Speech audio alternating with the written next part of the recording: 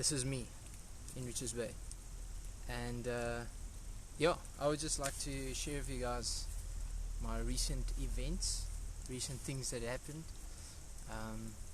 I failed, period. And I would like to begin with that, because I think that would just give it's a good start to the story. So I failed. I'm studying civil engineering, for those that don't know, and I was in my first year, 2016, did a bridging course 2015 with electrical engineering.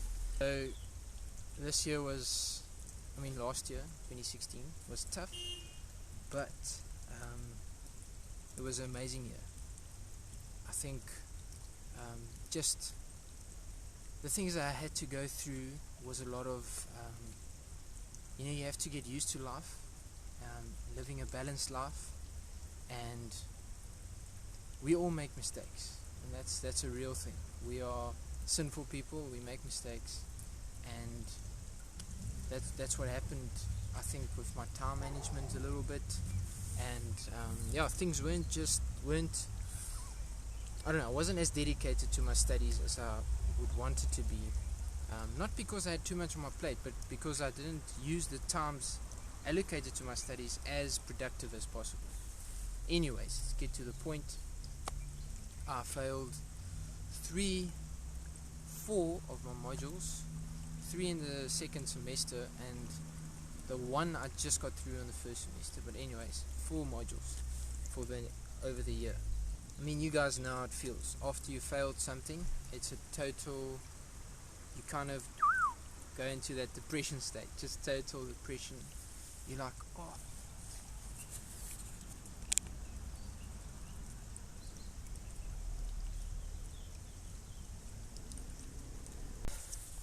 Do I still have a purpose? What's going to happen to my life now? Because I'm a failure. I'm failing in what I'm doing. So my mind went in all crazy directions. Anyways, I was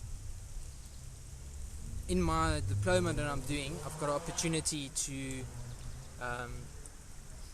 do a practical year, which is working at a company for a year and doing certain tasks which adds experience to your diploma or to your degree, which is amazing, because when you're done, you have experience as well on your CV. And I was looking at this as an opportunity before I knew I failed certain modules, because all happened in the exams where things got tricky. So I went for an interview. I'm sure you guys can look back at the previous videos. I had one where I said I went for the interview, and then there's another one, I got the job. That in itself is one heck of a miracle, and I thank God for just providing for that. So he made the interview happen. He got me the job. They said 3 weeks, boom, 7 weeks later, got the job. That was like, I was stressed. I thought it was over, because they said 3 weeks, but then after 7 weeks, boom, got the job. So when I heard I failed myself in the exam, things didn't go as well. I was like, oh, okay, what other directions are there for me? What other fields is there for me to cover? Anyways, I had to process things, and I found it out here when I was at home. In Richards Bay, with my parents and my sister, and I had to process things. I had to talk through with them. Just looking at, obviously you want to look back and see where you went wrong, and then see what adjustments can be made in the future. And just, we were discussing the future of my career, of my life. You ask all those questions. So there was no hope more for the practical year, because according to varsity rules, you have to finish all your first year modules in order to do your practical year. So I said, Lord, give me the strength. I know you have favor on your children, and there's favor for us, for the Christians out there. God is looking out for you. He lives in us. He favors us. So I'm, Lord, let's do this. And I started emailing just lecturers, HODs in the department, trying to find out if it's still possible. Will I be able to carry on with the practical year if I want to do that? Because I felt like I needed the gap of studies. I just needed to work. I love work physically. I love being physically active, doing stuff with my hands, just to give me some space, just to recalculate and just think my whole study and my passion for civil engineering. So emailed HOD and everything, and then it started happening. They said, listen, you can do the practical year. You will have to take a few modules, or you can do those modules that you failed with your practical year. And I was like, it's gonna be tough, man.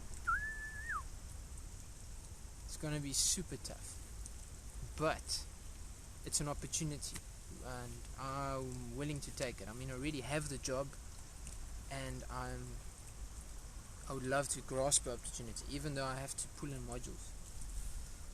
But then rethinking it and talking to my employer, she said, listen, you struggled just doing the modules in class because it's difficult modules, and now you want to take it on by yourself, just as one person. How's that going to happen?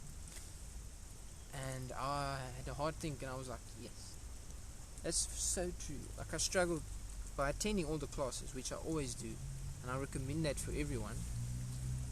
I struggled to pass the subjects, or I didn't pass those 4. So how am I shooting myself in the foot, thinking that I will be able to handle it on my own? Because with the job I will be traveling outside of Port Elizabeth. I won't be able to go to classes. And then I phoned HOD. He is a very kind man. I really thank God for his position, and that he placed, that he could help me with this whole situation. And I asked him, so I'm like, do I really have to take modules while I do my practical year? He's like, no. I'm like, what? Can you believe that? So I don't have to take modules. And he said, in that case, he thought I wanted to take modules. But then he said he recommends that I just focus on my practical, go for it full out, and just clap it, all the energy, everything focused, because it's going to be like from 7 to 5 job every day, and then you tired, you eat your dinner or whatever, and then 9 o'clock you're in bed because you just you've been physically active, busy. So I'm just so stoked that I can just fully put my full weight into the practical year, and then next year 2018 I will carry on with my other modules, and then put in some other the new modules that I can with that, so that I can finish my diploma. And the reason for sharing this story, I feel like it's an encouragement, massive encouragement for you guys out there. And you look over Facebook, over Instagram, over YouTube, and people post their most significant moments in life, or most exciting. They want to share that with the world, which is amazing, because it lightens things up. People look at other people's lives and like, that's so cool, that's amazing. But on the other flip side of things, that happens, your life is a mess. You look at that, you're like, my life is even more a mess than I could even imagine. So I hope this message, I just hope that it inspires some of you guys. That life is tough, it's difficult, it really, you struggle. It's a struggle. It's a journey of up and down, up and down. But there's one thing in life that stays constant, and I don't care, I don't care what you believe in. I'm a born again Christian, and I'm telling you guys, the one thing that stays constant in life is God, Jesus Christ, and He stays constant, and that's what pulled me through this tough time. Just looking at Him and saying, Lord, here I am, use my life, take it, it's yours. You're the rock that I'm standing on, and He makes these things happen. Like, it's unbelievable. You can't imagine, like, these, just, things fall in place miraculously. So, just the encouragement, guys. Trust in Him, trust in the Lord, and He will provide. He will provide. When there's less of us, there's more of Him, more space for Him to work. And I think it's a daily thing to trust Him, a daily thing. You need to trust Him for your job, for your life, for your day, the things that you're going to do in that day, being productive. And I can tell you guys now that I think I'm in a better space in Him now than I was 6 weeks ago. Because he wants to build on our character, He wants to chisel. And obviously He gives us free will. We make choices, we make mistakes. But He wants to use that then and just chisel us down, give us all the character, so that we can encourage other people, so that they can't make the same, or don't have to make the same mistakes. So that's my story, and I hope you guys got it all. I'm looking forward to just doing more of these type of things, as it doesn't require so much editing and just time as my other short videos or films. I want to share my story with the world and with you guys. So this is going to happen on a weekly basis, and I will love to inform you guys what's happening in my life. My new things are going to happen at the work. I've never been in such an environment. It's going to be all brand new. I'm stepping into the unknown. So,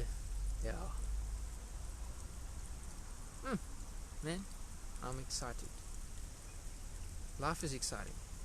Oh, and if you haven't checked out my new YouTube banner artwork, you can check on my YouTube page. It says "Awaken to Live." I know, it just came to me one day, and I was like, awaken to live. We need to awake and live life full out. Be awake, take things in, be a part of things around you, part of people around you, part of lives around you, and for me, it's Jesus awakens me.